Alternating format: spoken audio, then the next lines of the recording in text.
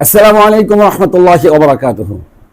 একটি দুঃখজনক ঘটনা টাঙ্গাইল সদর থানার হুগরা ইউনিয়নের আনোহালা গ্রামে সুবীর এবং তার কিছু গুন্ডা বাহিনী নিয়ে ইমাম সাহেবের উপরে অতর্কিত ছোট্ট একটি তুচ্ছ একটি ঘটনাকে কেন্দ্র করে এমনভাবে কুপিয়েছে, তার পাকে আলাদা করে দিয়েছে।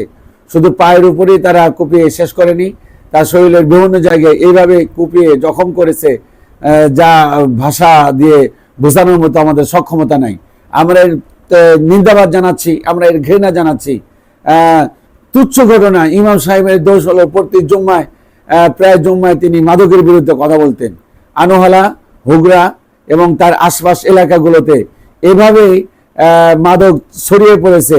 ইমাম সাহেব যখন দেখেছে যে এই সামাজিক অবক্ষয় হচ্ছে, সমাজটা ধ্বংসের পথে যাচ্ছে, মানুষকে সচেতন করার জন্য যখন এইভাবে মানুষকে আহ্বান করতেছিলেন যে এটার প্রতিরোধ গড়ে তোলার জন্য, এটা তার সহ্য হয় নাই। সহ্য না হওয়ার ফলশ্রুতিতে সুবীর অতর্কিতভাবে ইমাম সাহেবের উপরে হামলা করে। আমরা এর নিন্দাবাদ জানাই, আমরা এর ঘৃণা জানাই। যে যেখান থেকে পারেন এই ভিডিওটি আপনারা ছড়িয়ে দিন, ছিটিয়ে দিন এবং এর উচিত জবাব, সমুচিত জবাব দেওয়ার জন্য আমরা আলহামদুলিল্লাহ ইমাম সাহেব প্রস্তুত রয়েছি। আমরা অনুরোধ জানাবো জেলা প্রশাসন টাঙ্গাইল, বিশেষ করে ডিসি মহোদয়ের কাছে আমরা অনুরোধ জানাবো, আপনারা মেহরবানি করে এর একটা সুব্যবস্থা নিন, এর আইনি পদক্ষেপ নিন এবং চূড়ান্তভাবে যাতে করে আর কেউ এই ধরনের নৃশংস ঘটনা না ঘটাতে পারে এর জন্য আপনারা ব্যবস্থা গ্রহণ করুন। এক সময় আলেমদেরকে মানুষ কত সম্মান করত, ইজ্জত করত। এখন সামাজিক অবক্ষয় হওয়ার কারণে এখন আলেমদেরকে এক শ্রেণীর লোক সহ্য করতে পারে না।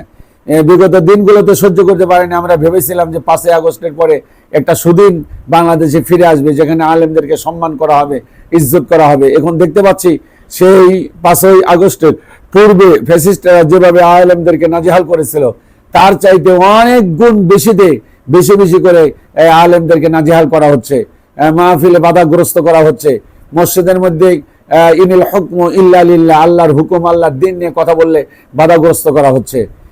আসলে এক শ্রেণীর লোক চাচ্ছে না আলেমদের উত্থান, এক শ্রেণীর লোক চাচ্ছে না আলেমরা সমাজের মধ্যে নেতৃত্ব দিক, এক শ্রেণীর লোক চায় না যে টুপিওয়ালা দাড়িওয়ালার দেশ বাংলাদেশ হোক, এক শ্রেণীর লোক চায় না যে এদেশ কোরআন দিয়ে দেশ চলুক, এক শ্রেণীর লোক চায় না যে কোরআনের আইন এদেশে বাস্তবায়িত হোক।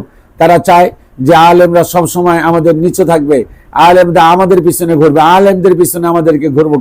কিন্তু মানুষের একটাবার ভাবা উচিত ওই শ্রেণীর লোকগুলো যে আলেমরা যদি তোমার মায়ের বিবাহ বন্ধনে আবদ্ধ না করতেন, তোমার বাবার বিবাহ বন্ধনে আবদ্ধ না করতেন, তাহলে তুমি যারও সন্তান হয়ে যেতে, তুমি অবৈধ সন্তান হয়ে যেতে।